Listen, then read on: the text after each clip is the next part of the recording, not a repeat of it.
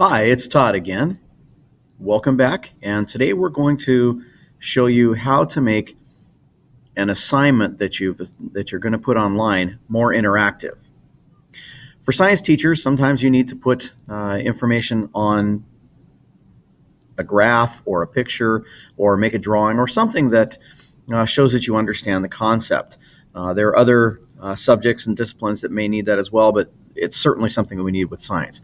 Today I'm going to use the Explore Learning Gizmo sheet on distance, time, and velocity graphs uh, for for showing you how you can take data and put it into a graph and insert it into a document that you've assigned. So let's assume that you're using Classroom and you're going to push this assignment out to your students. They're going to be working with a Gizmo on Explore Learning, which your district has purchased a subscription for. And as they're going through the data, if you follow me along here, you scroll down and they ask some information about graphs and so forth, but then they get to a point where it says sketch your graph to the right. Well, how are you going to do that? You're on a digital document, and you can't really just draw a graph real easily. You have a couple of options. You could go to the Create a Graph website, take your data, put it in there, create a graph, download it as a JPEG, then upload and insert it into the document. Several steps, doable, but definitely a lot more difficult. Or you could just make the document interactive by making this graph interactive. So here I've got a pre-made graph sheet provided by Explore Learning. And so if I click on it, what you'll see is it's just a picture at this point. But what I can do is I can copy it, or in this case, I'm actually going to cut it. So Control X, cut it. And then I'm going to go up to Insert a Drawing. This will bring up the drawing app.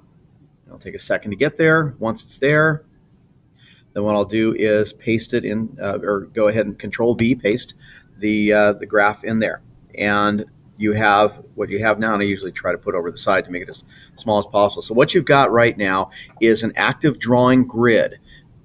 And if you were going to draw something yourself, you could click on line, you could draw a line on here, but you're going to leave this open for your students to work on. So now all you have to do is save and close.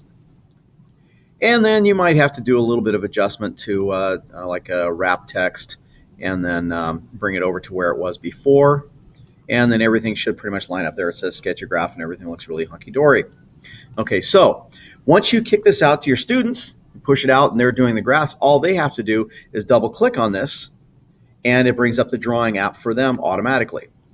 Then as soon as it loads up, let's say that they've got some data and they want to graph the data. In this case, they're just doing a general line, so they can just click on line and get a starting point wherever that happens to be and draw their line with whatever slope it needs.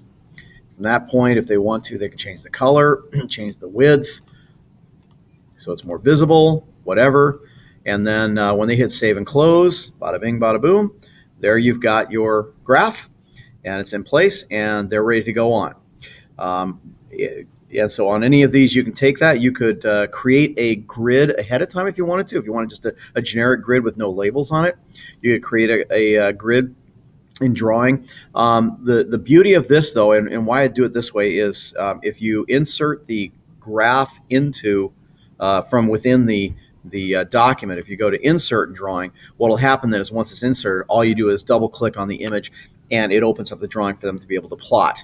If you had a picture already made and you insert a picture in there, it won't do the drawing application aspect of it. So I would recommend when you're doing these, if you need to put any sort of an interactive drawing or graph in there, that you do it when you're in the document. Again, click on insert and insert a drawing, not an image. So you insert a drawing, and then within the drawing, if you need to insert the image, fine, insert it there within the drawing. But then that makes it interactive. So whatever image that you're inputting, if you input into drawing first and then save and close, then it will be interactive for the students as well when you push it out through Classroom to them.